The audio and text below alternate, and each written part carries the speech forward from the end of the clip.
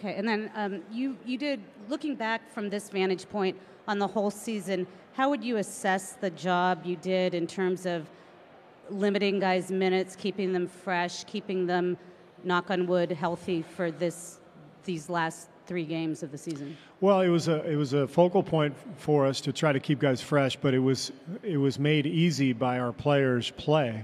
I wouldn't have sat Steph out of 17 fourth quarters if we had close games in those 17 games. But maybe a couple of them were losses, but the vast majority of them were big wins, and our guys were playing so well that we could afford to sit Steph and Clay and keep their minutes average down to 32 or so.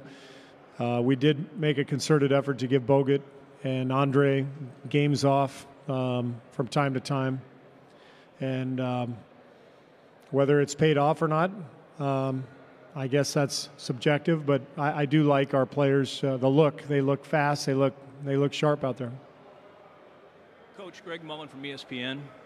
I don't know how many head coaches would have given credit to a 28-year-old assistant on the concept of going small. How did Nick get in your circle of trust, one, and what makes that work? Well, as I told Nick today, he's gotten way too much credit now. It's gone totally overboard. So enough about Nick. Actually, I told him on the day of the game, I said, if this doesn't work, it's your fault. And if it works, I'm taking the credit. He's a part of our staff. He's a major part of our staff, and I don't care where an idea comes from. I've taken ideas from our players during the games when they make suggestions. Our scouts, doesn't matter wherever the idea comes from. If it's a good one, then we'll use it. Steve, Paul Flannery, SB Nation. Sean Livingston's play in Game 4 kind of got lost in the shuffle a little bit. Did you anticipate playing him that much? And what did you think of his Sean was minutes? fantastic. One thing when you play small, you have to have versatility, and Sean is extremely versatile at both ends. He spent some time guarding LeBron. He spent some time guarding Dellavedova.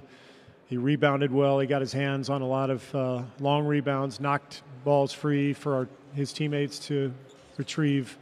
And with all the switching that Cleveland is doing, he's a guy who can make plays and take the ball out of Steph's hands. So it was a good game for him. I thought he was terrific, and hopefully he'll keep rolling like that. You mentioned how much dialogue your coaching staff has.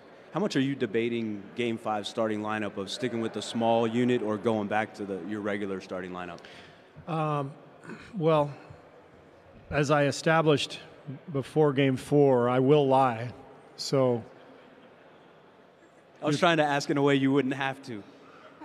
Yeah, it's unfortunately the dynamics are pretty tricky. So if I say anything, I'm guessing it might get back to David. So I'll just say that I've established my penchant for lying. So however I answer right now, you shouldn't believe me anyway.